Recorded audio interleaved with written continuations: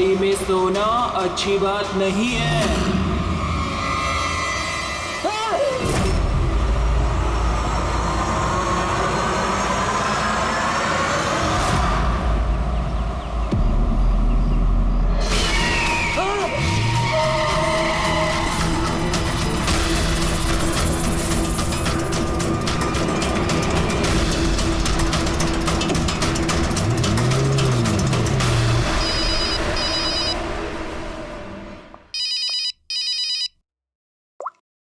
हाँ Vineet. Leela help me, Leela please help me Leela. क्या हो गया विनीत, तुम इतनी टेंशन में क्यों लग रहे हो? लीला ये लोग मुझे मार डालेंगे लीला। कौन मार डालेगा विनीत, तुम किसकी बातें कर रहे हो? लीला आई थिंक मैं लाइफ में कभी तुमसे नहीं मिल पाऊंगा लीला। विनीत बकवास बंद करो।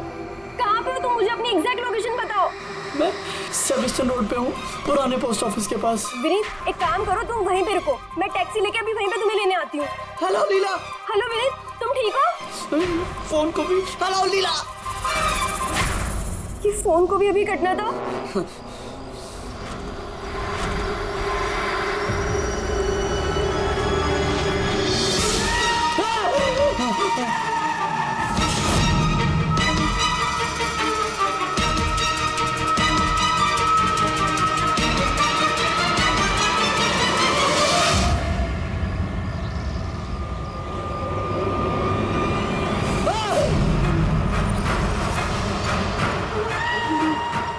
भगवान प्लीज हेल्प मी, मुझे मेरे घर तक पहुंचा दो प्लीज।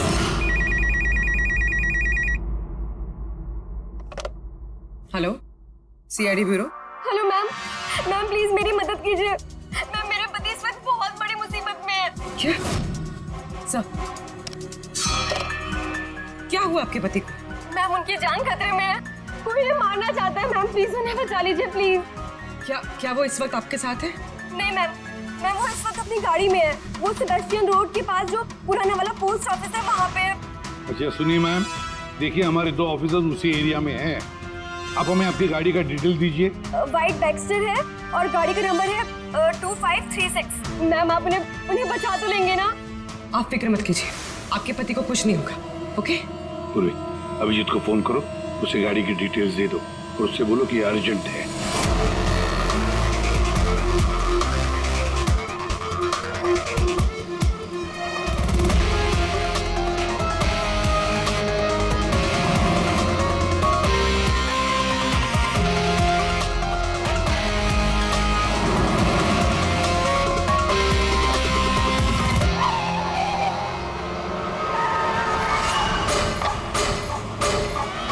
यही नंबर है। ये गाड़ी ऐसे क्यों चला रहा है? ये तो एक्सीडेंट कर देगा।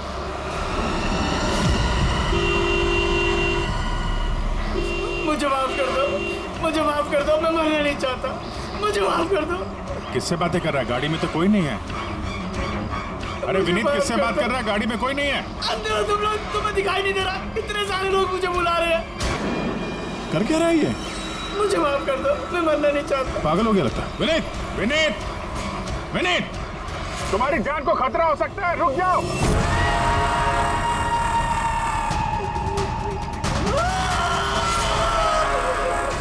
अंकल मेरे साथ खेलो ना, बहुत मजा आएगा। विनीत गाड़ी रोको, साइड में लगाओ।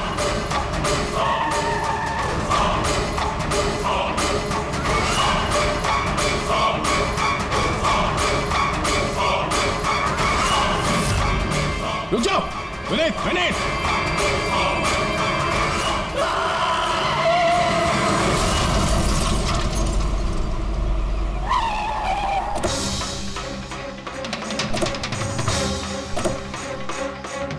विनीत, ओह नो, ये तो मर चुका है। स्मेल है।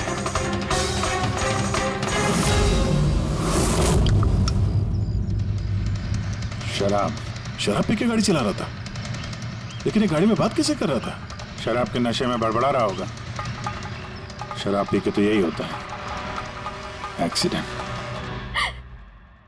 आपने तो मुझसे वादा किया था ना कि विनीत को कुछ नहीं होगा, तो फिर क्या देखिए मैडम, अगर उनकी जान को किसी और से खतरा होता तो हम उन्हें जरूर बचा लेते, लेकिन वो तो खुद ही शराब पी के गाड़ी चला रहे थे। आप तो जानती हैं कितना खतरनाक है। नहीं, उनकी जान खुद उनकी वजह से नहीं गई है, बल्कि उन लोगों की वजह से गई है जो इतने दिनों से उन्हें परेशान कर रहे थे। कौन लोग? सुबह शाम सोते जागते हर वक्त वो उन्हें सताते रहते थे। वो इतना ज्यादा परेशान हो गए थे कि उन्होंने अपने बिजनेस पे भी पूरी तरह से ध्यान देना बंद कर दिया था। किन लोगों की बात कर रही हैं आप? जरा साफ साफ बताइए। मैम, विनीत की मौत हमारे सामने हुई थी और उस वक्त कार में उसके अलावा और कोई भी नहीं था, तो उसकी मौत का दोष आप किसी और को कैसे दे सकती हैं? क्योंकि उनका खून हुआ है। मर्डर है ये, मर्डर। मर्डर हुआ है? आप जानती है किसने किया ये? आत्माओं ने। भले ही आप लोगों ने वो आत्माएं नहीं देखी होंगी, लेकिन विनीत उन्हें साफ साफ देख सकते थे। सीआईडी आत्माओं को नहीं मानती। आप भी मानते सर। अगर आपने वो 2 हफ्ते पहले वाला नजारा देखा होता। लीला उठो, उठो लीला, लीला उठो।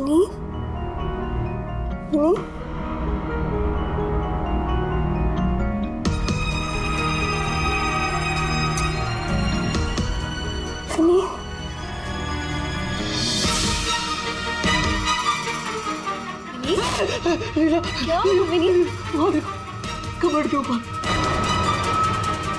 क्या है वहाँ विनीत? लीला, कबर्ड के ऊपर मुझे घूर रहा है। लीला, मुझे सोने नहीं दे रहा वो। विनीत, वहाँ पे कुछ नहीं है, कुछ नहीं है वहाँ पे। तुमने ना जरूर कोई बुरा सपना देखा है। चलो आगे सो जाओ। मैंने कोई सपना नहीं देखा और वो देखो अभी भी घूर रहा है और तुमको दिख क्यों नहीं रहा यार? विनीत, वहाँ पे कुछ नहीं है। तबीयत ठीक नहीं है विनीत, तुम आगे सो जाओ। चलो, कुछ नहीं है विनीत, मैंने ना बुरा सपना देखा इसलिए ये सब हो रहा है। सॉरी सॉरी, मुझे माफ कर दो प्लीज। एक मिनट, ये विनीत किस चीज के लिए माफी मांग रहा था? ये तो मुझे भी नहीं पता सर। विनीत काम क्या करता था? सर, उनकी कंपनी हॉस्पिटल्स में मेडिकल इक्विपमेंट सप्लाई करती थी। आप श्योर हैं कि वो विनीत का खून आत्मा नहीं किया? सर, मुझे पहले तो नहीं लगता था, क्योंकि ना तो मैंने कभी कोई आत्मा देखी थी और नहीं कभी मैंने उनकी आवाज सुनी थी। लेकिन बाद में मुझे विनीत की बातों पे यकीन होने लगा कि वो सच कहता था।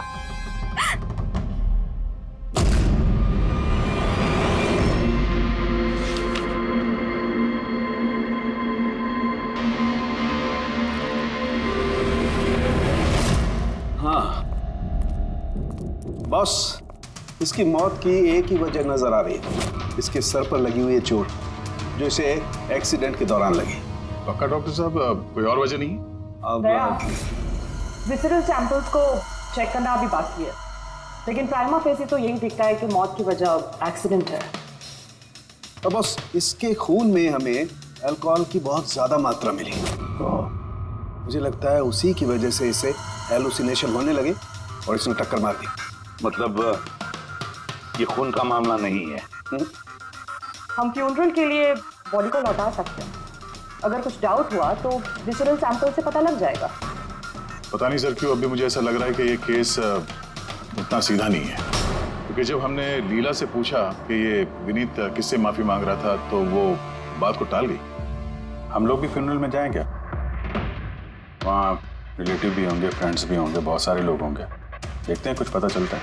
जाओ, जरूर जाओ फ्यूनरल में।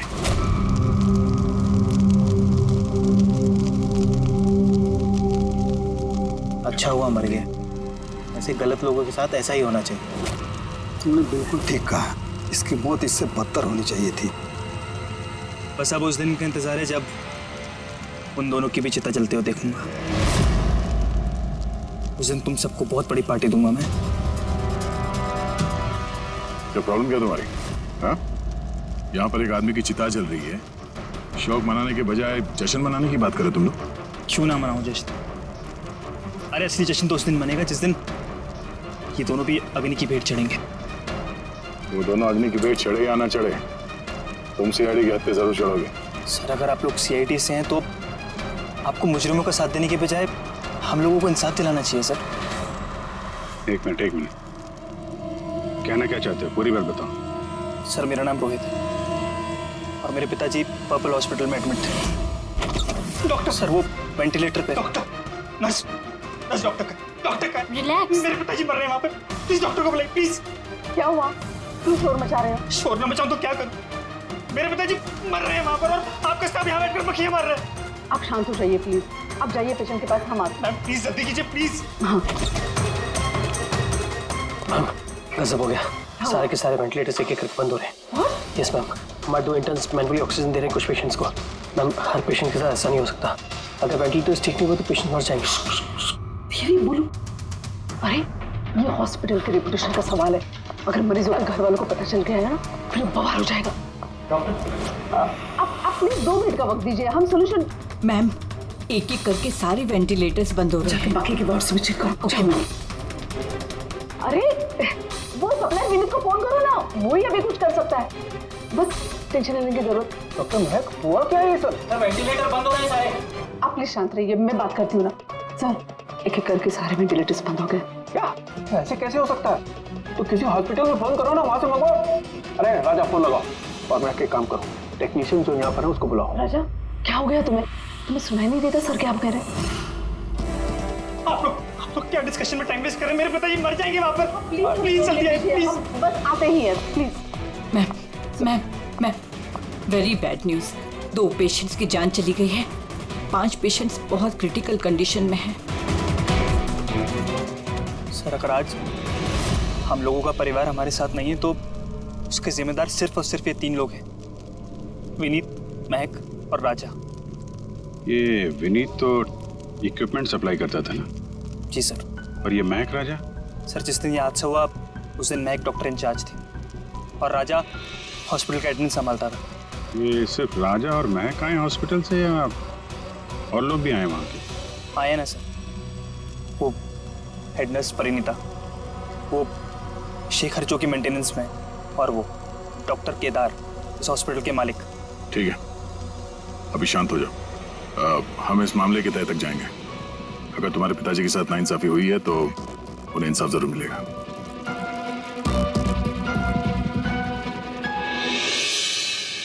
समझ में आया कि ये विनीत माफी क्यों मांग रहा था। मुझे माफ कर दो, मैं मरना नहीं चाहता, मुझे माफ कर दो। और ये भी समझ में आ रहा है कि विनीत की मौत से इतने लोग खुश क्यों हैं। यानी विनीत की मौत का जिम्मेदार कोई भी हो सकता है। अब विनीत के बाद खूनी का अगला निशाना ये महक और राजा हो सकते हैं।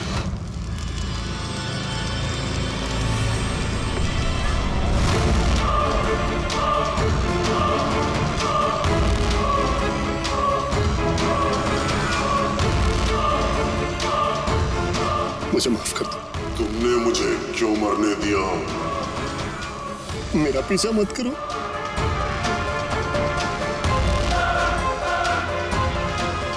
ये बात किससे कर रहा? मेरा पीछा मत करो। उन्हीं काल्पनिक लोगों से जिससे विनीत बात कर रहा था। शायद तू मुझे बचा सकती थी, क्यों मरने दिया मुझे? तुम भी मरने के लिए तैयार हो जाओ। और ये महक भी सहमी से लग रही है। छोड़ो, छोड़ो मुझे, छोड़ो मुझे, आग में मत खींचो। मेरी कोई गलती नहीं है। छोड़ो, छोड़ो, छोड़ो, छोड़ो मुझे, छोड़ो, छोड़ो, मत खींचो मुझे आग में। छोड़ो। क्या कर रहे हो? इधर आओ। क्या कर रहे हो यार? मैं बस परेशान हूँ, इसमें आप लोग क्या कर सकते हैं? मुझे खुद ही निपटना होगा अपनी परेशानी से। आप इधर आओ, थोड़ा दूर हट जाओ इधर से। तो बहुत सारे लोग हैं, जो विनीत की मौत की खबर सुनकर खुश हो गए। हाँ सर। और अब वो महक और राजा की मौत की खबर सुनना चाहते हैं। राजा और महक, इनका बर्ताव भी कुछ नॉर्मल नहीं लग रहा था सर। काफी डरे डरे से लग रहे थे, विनीत की तरह। सर, विसरल सैंपल्स की रिपोर्ट आ गई है। ग्रेट। कोई गड़बड़ है? हाँ। एक आम इंसान का खून जितना लाल होता है, विनीत का खून उससे बहुत ज्यादा लाल था। अब समझ में आया कि विनीत को आत्माएं क्यों नजर आ रही थी। क्यों सर? पूर्वी, जब इंसान का खून जरूरत से ज्यादा लाल हो तो इसका मतलब ये होता है कि वो इंसान बहुत ज्यादा लंबे समय तक कार्बन कंपाउंड के संपर्क में रहा, और इस कार्बन कंपाउंड की वजह से ही उसे हेलुसिनेशन आते हैं, जबरदस्त किस्म के। तो मतलब किसी ने जानबूझकर विनीत को इस कार्बन कंपाउंड के संपर्क में लाया, जिसकी वजह से विनीत की दिमागी हालत खराब हो गई, जो उसकी मौत का कारण भी बन गई। सर, खूनी को ये कार्बन कंपाउंड मिला कहां से होगा? हमारे आसपास हर जगह कार्बन कंपाउंड फैला हुआ है। मॉडर्न जिंदगी में हम जितनी भी मशीनों का इस्तेमाल करते हैं, वो सब की सब, लगभग सब की सब कार्बन कंपाउंड निकालती हैं। हाँ, कोई भी मशीनों के साथ छेड़खानी करके ऐसी साजिश कर सकता है। तो कार में बैठने के ठीक पहले विनीत ऐसे किसी केमिकल के संपर्क में आया होगा, इसकी वजह से उसे ये हेलुसिनेशन वगैरह हो रहे थे। बिल्कुल बॉस, गाड़ी के एग्जॉस्ट सिस्टम को चेक करना चाहिए। गड़बड़ वहीं हुई है।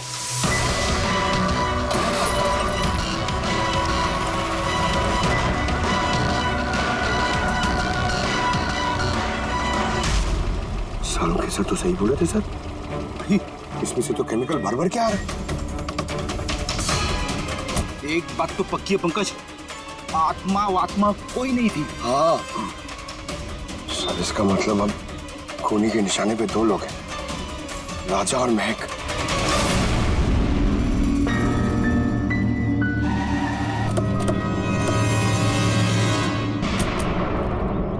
फ्यूनरल में राजा का बर्ताव ठीक नहीं था, अभी भी उसकी मानसिक स्थिति ठीक नहीं है।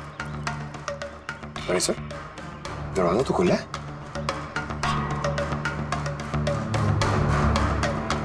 ये खूनी राजा तक पहुंच तो नहीं गया? ये क्या माहौल है? कैंडल्स,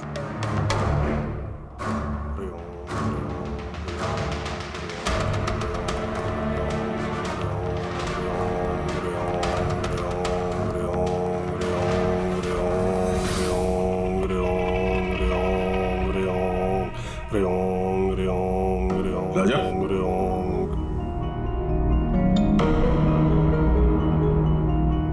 आप ठीक हो? कौन है आप लोग? सीआईडी। विनीत के अंतिम संस्कार में मिले थे हम लोग। दिमाग में कूदने वाले थे, हमने तुम्हें रोका था, भूल गए? अब आप लोगों को मुझे रोकने या बचाने की जरूरत नहीं पड़ेगी। जब तक विनीत का खूनी पकड़ा नहीं जाता, तुम्हारी जान को भी खतरा है। अच्छा, सच सच बताना, उन 12 मरीजों की मौत क्या तुम्हारी लापरवाही की वजह से गई थी? खबरदार जो मुझ पर ऐसा गंदा और झूठा इल्जाम लगाया था। मैं निर्दोष हूं और कोई नहीं मरा मेरी वजह से। शांत शांत। राजा बड़ी मुश्किल से शांत हुआ है, इसे गुस्सा मत दिलाइए। आपकी तारीफ? श्लोक नाम है मेरा। मैं राजा की इस बुरे वक्त से बाहर निकलने में मदद कर रहा हूँ। ओह, तो आप साइकियाट्रिस्ट हैं? साइकियाट्रिस्ट नहीं, साइकिक, मीडियम। इस दुनिया और दूसरी दुनिया के बीच एक पुल समझ लो। दूसरी दुनिया? दूसरी कौन सी दुनिया? वही आत्माओं वाली दुनिया। वैसे हम भी एक पुल है, मुजरिमों की दुनिया से लेके जेल के अंदर सलाखों के पीछे तक पहुंचाने का पुल। पर सर, आप मुझे सलाखों के पीछे क्यों डालना चाह रहे हैं? मैं तो राजा की आत्माओं से बचाने में मदद कर रहा हूँ। राजा को आत्माओं से नहीं, केमिकल पॉइजनिंग से बचाने की जरूरत है।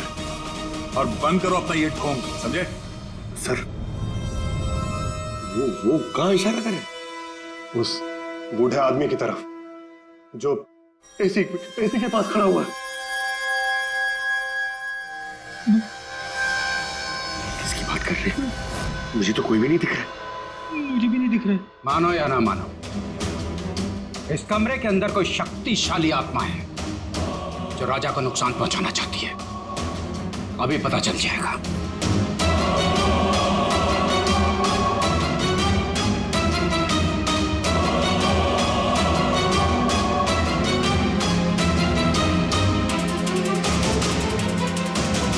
मीटर से आत्मा दिखेंगे?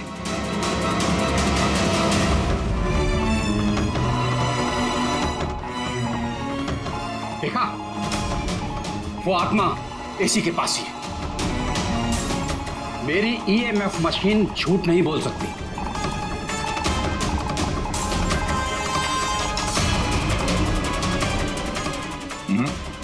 पर हमारा भी ये मीटर गलत नहीं हो सकता, समझे? तेरी लगता है राजा को कार्बन कंपाउंड का असर उसकी गाड़ी से ही हुआ है। एक काम करो, ये मीटर ले जाओ, उसकी कार चेक करो। रेडी? पंकज, बताओ महक, विनीत के फ्यूनरल पे क्या देखा तुम? मैंने किसी को नहीं देखा, कुछ भी नहीं देखा। झूठ मत बोलो। अगर कुछ नहीं देखा तो वहां से डर के भागे क्यों? मैं झूठ नहीं बोल रही हूँ, मैंने सच में किसी को नहीं देखा। अच्छा, अस्पताल में जो 12 मौतें हुई थी, क्या वो तुम्हारी लापरवाही की वजह से हुई थी? मेरी लापरवाही की वजह से?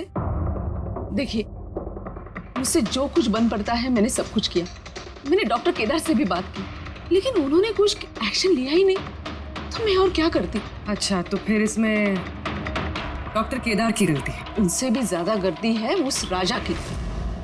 उसे चेक कर लेना चाहिए था कि वेंटिलेटर्स ठीक से काम कर रहे हैं या नहीं, उनके वक्त रहते सर्विसिंग हो रही है या नहीं। तो फिर राजा दोषी है? राजा और विनीत दोनों। विनीत को भी हमें वेंटिलेटर सप्लाई करने से पहले देख लेना चाहिए था कि वो कहीं खराब तो नहीं है। आखिर कितनी जानें टिकी थी उस वेंटिलेटर्स पे।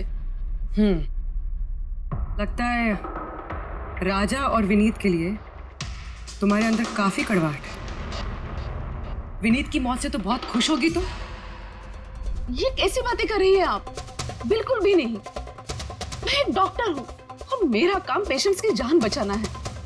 किसी की मौत से मैं कैसे खुश हो सकती हूँ?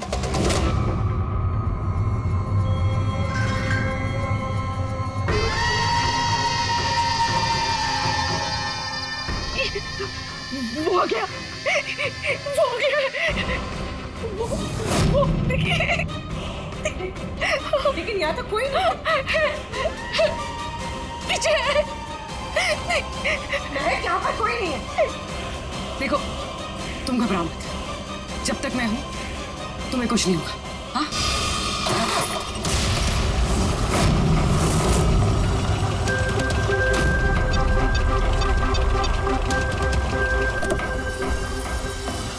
कार के एसी में तो कार्बन कंपाउंड नहीं है। घर के अंदर देखिए, चलो।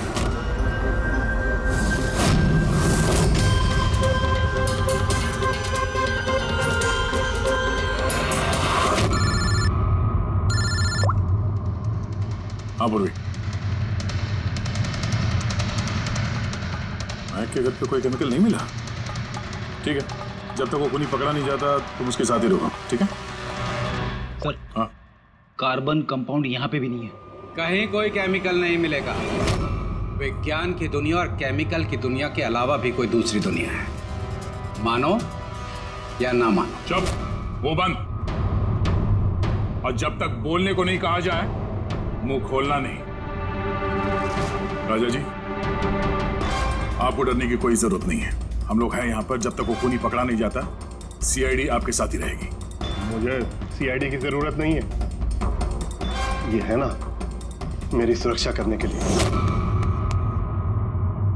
यार ये कैसे हो सकता है? ना राजा के घर में केमिकल मिला, ना महक के घर में केमिकल मिला, कैसे हो सकता है? सर, हमने राजा के घर को अच्छी तरह से चेक किया, एक एक कोना देखा, गाड़ी भी चेक की, कहीं कुछ नहीं मिला। हाँ मगर दया, अगर कोई केमिकल का इस्तेमाल ही नहीं हुआ है तो फिर राजा और महक को हेलुसिनेशन हुए कैसे?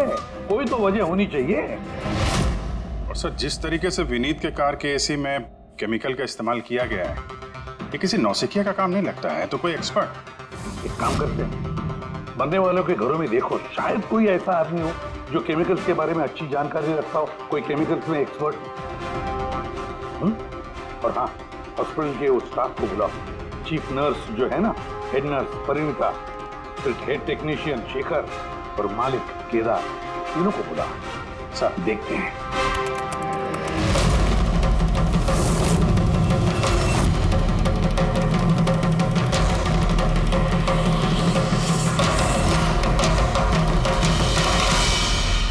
तुम्हारा नाम शेखर है? Yes sir. हॉस्पिटल के हेड मैकेनिक, मेन टेक्नीशियन, मतलब हॉस्पिटल में जब भी किसी मशीनरी में प्रॉब्लम्स आ जाते तो पहले तुम्हें पता चलता है। जी हाँ सर। तो हॉस्पिटल के वेंटिलेटर्स खराब हो गए थे, ये तुम्हें पता नहीं था? सर पहले से पता था। तो फिर किया कुछ नहीं क्यों? बताया क्यों नहीं किसे? हाँ सर इसमें मेरी कोई गलती नहीं है। तो फिर किसकी गलती? सर मैंने महक को पहले से ही बता दिया था वेंटिलेटर्स के बारे में कि वेंटिलेटर्स में प्रॉब्लम हो रही है और वो कभी भी खराब हो सकते हैं। तो ये वेंटिलेटर्स बंद होने से पहले तुमने बताया था? यस सर, 1 वीक पहले। मैम मैंने आपको एक नोटिस भेजा था, वार्ड 3 के वेंटिलेटर्स ठीक तरह से काम नहीं कर रहे हैं। ओह, मैंने वो तुम्हारा लेटर पढ़ लिया था शुरू। तुम टेंशन मत लेना, मैं कुछ करती हूँ। बट मैम मामला थोड़ा अर्जेंट है। हाँ हाँ मुझे पता है। डॉक्टर महक। यस मैम, आपको अकाउंट्स डिपार्टमेंट में इमीडिएटली बुलाया है। हाँ ओके चलो। Okay ma'am. तुरंत परेशान करने कुछ ना कुछ करूँगी पक्का। बट सर उन्होंने मेरी बात को सीरियसली लिया ही नहीं। हाँ, महक ने वेंटिलेटर्स खराब होने पर पेशेंट्स को बहुत बचाने की कोशिश की, मगर राजा सर इतने घबरा गए कि कुछ कर ही नहीं पाए। शेखर जी, तुम कितना सच बोल रहे हो, कितना झूठ, ये तो हम पता लगा ही लेंगे। सर महक की कोई गलती नहीं है, उसने मुझे वेंटिलेटर्स खराब होने के बारे में पहले ही बता दिया था। लेकिन आपने क्या किया? सर मैंने हॉस्पिटल के एडमिन हेड को बता दिया था, राजा को, क्योंकि हॉस्पिटल के जितने भी ये मशीनरी है उनकी देखरेख की जिम्मेदारी एडमिन हेड की होती है सर। तो आपने एडमिनिस्ट्रेटिव हेड राजा को बता दिया और आपकी जिम्मेदारी खत्म हो गई। अब मालिक है ना इस हॉस्पिटल के, तो जिम्मेदारी खत्म कैसे होती है आपकी? सर मैंने अपनी जिम्मेदारी निभाई, तभी तो मैं खुद गया राजा के केबिन में। राजा। जी सर। ये सब क्या कर रहे हो? अरे ये सब जरूरी नहीं है, इतने सारे मरीजों की सांसें वेंटिलेटर के भरोसे चल रही हैं, तुम यहाँ बैठे हो, अरे कुछ करो ना। जी सर, मैं अभी सप्लायर से बात करके वेंटिलेटर बदलवा देता हूँ। प्लीज प्लीज जल्दी करो। जी सर मुझे समझ में नहीं आ रहा कि उन्होंने वेंटिलेटर्स बदलवाए क्यों नहीं। मैं हैरान हूँ सर, कोई भी केदार जी पे उंगली उठा नहीं रहा। हर कोई राजा, विनीत और महक के पीछे पड़ा हुआ है। वही तो, हॉस्पिटल के मालिक है ना केदार जी, तो पूरी की पूरी जिम्मेदारी भी केदार जी तुम्हारी है। इन सब अब मैं खुद जाके तो रिपेयर नहीं कर सकता ना वेंटिलेटर्स। सर मेरा काम है कि कंसर्न डिपार्टमेंट को इन्फॉर्म करना, और सर वो मैंने कर दिया। बल्कि मैंने विनीत से खुद बात करी, मैंने उससे कहा कि अगर ये रिपेयर हो सकते हैं तो रिपेयर करे, वरना इनको चेंज कर दे, और उसने कोई एक्शन ही नहीं लिया। उसने कोई एक्शन नहीं लिया, उसने कोई एक्शन नहीं लिया। आपने क्या एक्शन लिया? और नाम भी ले रहे हो तो विनीत का जो मर चुका है, या राजा का जो जवाब देने की हालत में नहीं है। सर जो सच था वो मैंने आपको बता दिया, अब मानना ना मानना सर आपके हाथ में है। परिणीता। जी सर। हॉस्पिटल की हेड नर्स, तो तुम हॉस्पिटल के बारे में सब कुछ जानती होंगी? जी सर। तो फिर अब सच सच बताओ, ये जो कुछ भी हुआ है किसकी लापरवाही से हुआ? बताओ जल्दी। हाँ सर, बताती हूँ। मेरे साथ धोखाधड़ी करने की कोशिश मत करना राजा। और हाँ, अगर मशीनों में कोई फिजिकल डैमेज है वो वारंटी में नहीं आता। अगर तुमको नए वेंटिलेटर चाहिए तो पूरी कॉस्ट पे करनी होगी, समझा? मैंने तुमसे घटिया इंसान आज तक अपनी जिंदगी में नहीं देखा। अब ना तो हमारा हॉस्पिटल तुमसे कोई सामान लेगा और ना ही शहर का कोई दूसरा हॉस्पिटल। सुनो, ये धमकी किसी और को देना। जानता नहीं तुझे मैं कौन हूँ, जो करना है कर ले।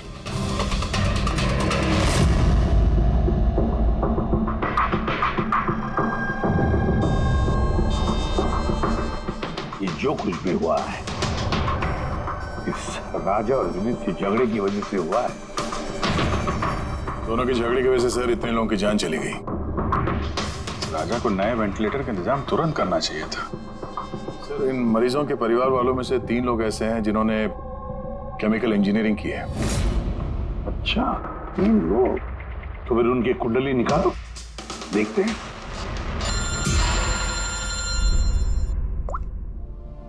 Hello ACP Pradyuman. What? ठीक है, हम अभी पहुंचते हैं। क्या सर? राजा की मौत हो गई।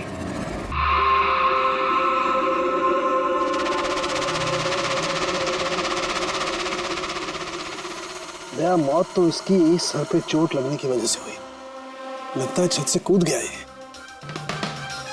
जरूर हेलुसिनेशंस इतने भारी पड़ गए होंगे कि तिल मिलाकर राजा ने ऊपर से छलांग लगा दी।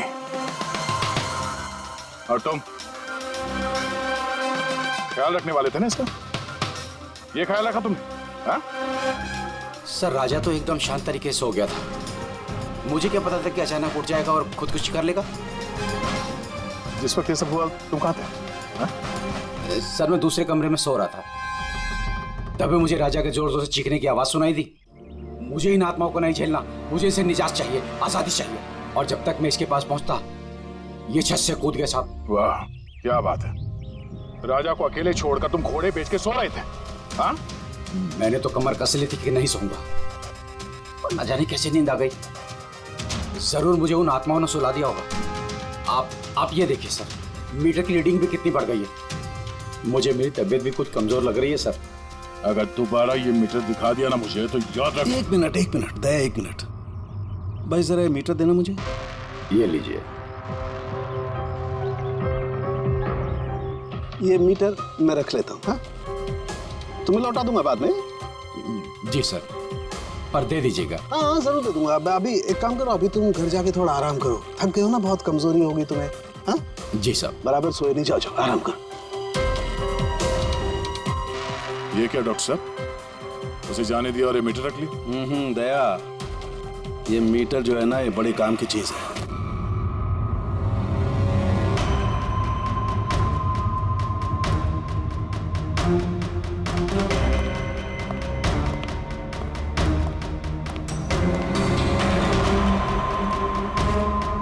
इस रूम में चेक करता हूं।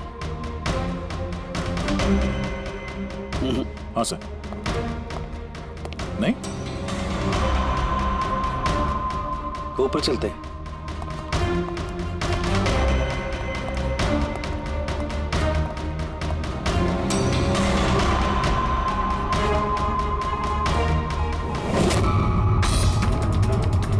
ये सलू के साथ आराम से, ये नीडल तो जंगली घोड़े की तरह भाग रहा है। माय गॉड, हम यहाँ पर ऐसे नहीं खड़े रह सकते दया, हमें प्रोटेक्टिव गियर्स पहनने पड़ेंगे। प्रोटेक्टिव गियर्स वो किस लिए सर? अरे अपनी सुरक्षा के लिए।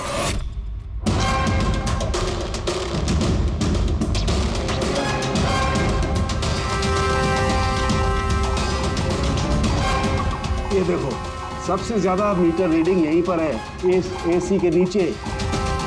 मतलब सर वो वहाँ। पंकज खबरदार, खबरदार जो आत्मा का नाम भी लिया तो। सर ये मीटर किस तरह इशारा कर रहा है? बताता हूँ बाहर चलो, बाहर चलो।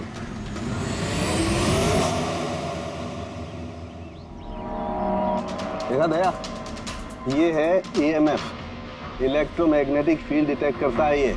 इलेक्ट्रोमैग्नेटिक फील्ड्स, ये तो आजकल सभी इलेक्ट्रॉनिक अप्लायंसेस में होता है सर, टीवी, फ्रिज, एसी में। बिल्कुल दया, लेकिन उन अप्लायंसेस का EMF हिडन होता है, छिपा हुआ होता है, ताकि लोगों पर बुरा असर ना हो। कैसा बुरा असर? इसकी वजह से लोगों को नौशिया हो सकता है, जी घबरा सकता है, बेचैनी हो सकती है, और अगर ज्यादा देर तक संपर्क में रहे तो हेलुसिनेशन होना भी कोई बड़ी बात नहीं है। ओह, मतलब राजा को ये हेलुसिनेशन किसी केमिकल की वजह से नहीं हुआ है, अपने घर के इलेक्ट्रॉनिक अप्लायंसेस की वजह से हुआ है, क्योंकि उसका वो EMF ढका हुआ नहीं था। बिल्कुल। इसका मतलब है सर किसी ने ये जानबूझ के छेड़छाड़ की है इसमें? हो सकता है। वैसे ही राजा को अंदर से पछतावा महसूस हो रहा था, दुखी था बेचारा कि वो मरीजों को बचा नहीं पाया, इसीलिए हेलुसिनेशन उसे पछतावा के रूप में दिखाई देने लगे। शायद इसी पछतावे की वजह से इस विनीत की भी मौत हो गई। बिल्कुल, और वो अशोक, उससे भी कमजोरी इसीलिए महसूस हो रही थी क्योंकि वो भी काफी देर तक इस EMF के संपर्क में था। यहाँ पे वो कार्बन कंपाउंड नहीं मिला घर में। मिलेंगे कैसे दे, क्योंकि यहाँ तो EMF का इस्तेमाल हो रहा था, और सबसे ज्यादा रीडिंग मुझे बेडरूम के AC में मिली। इसका मतलब बेडरूम के AC में छेड़छाड़ हुई। फिर तो उस महक के घर में भी EMF। ओह नो, हमें तुरंत पुलिस को इन्फॉर्म करना होगा।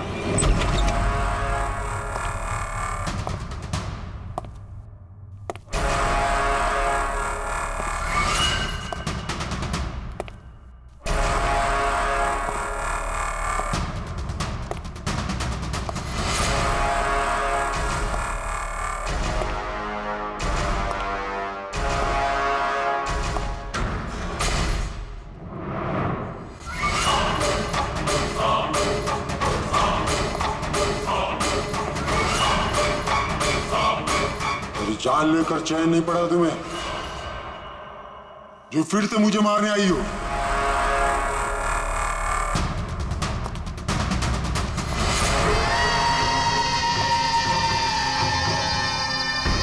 तुम?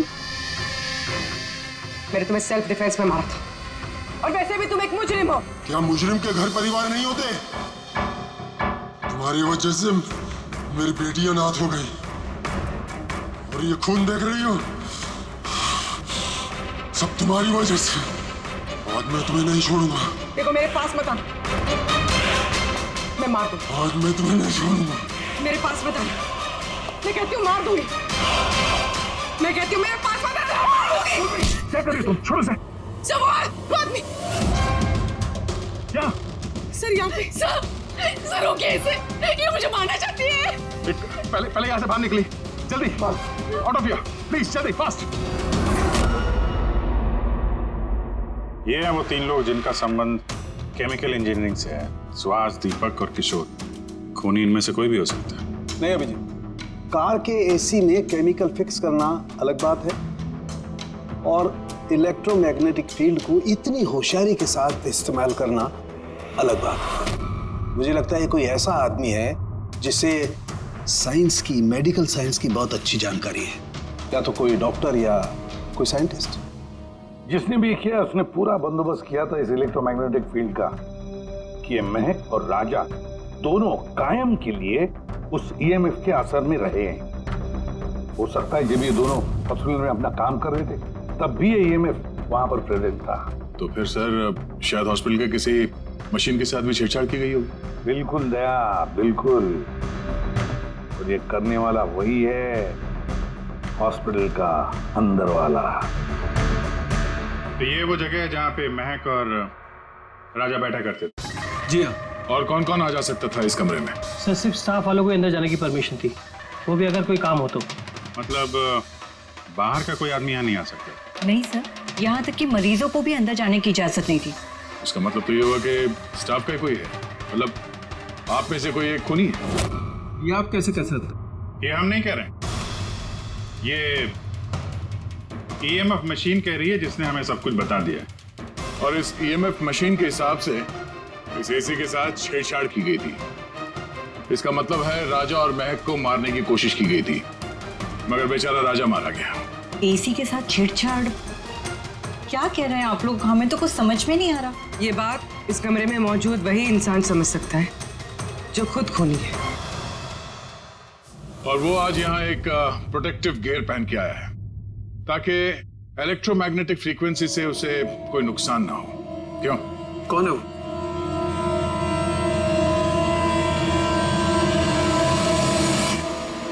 यहाँ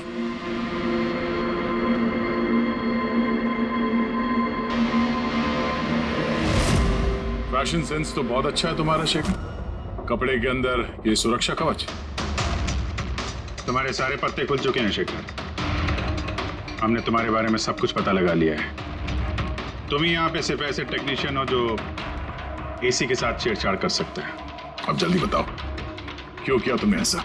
हाँ, मैंने किया ये सब। और क्या गलत किया अगर मैंने महक, विनीत और राजा पे इल्जाम लगाया तो? इन लोगों की वजह से 12 मरीजों की मौत हुई जो मुझसे देखा नहीं गया।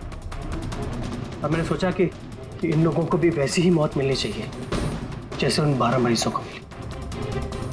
इसलिए मैंने ईएमएफ और कार्बन कंपाउंड के जहर का इस्तेमाल किया ताकि इन लोगों को ऐसी मौत दे सकूं। मौत नहीं, एक भयानक मौत।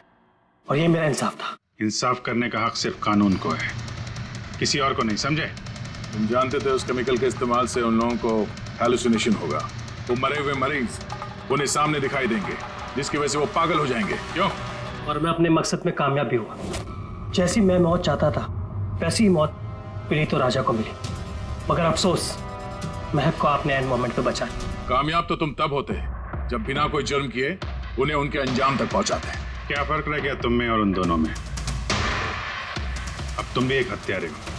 तुम्हें क्या सजा मिलेगी इसका फैसला तो अब अदालत ही करेगी।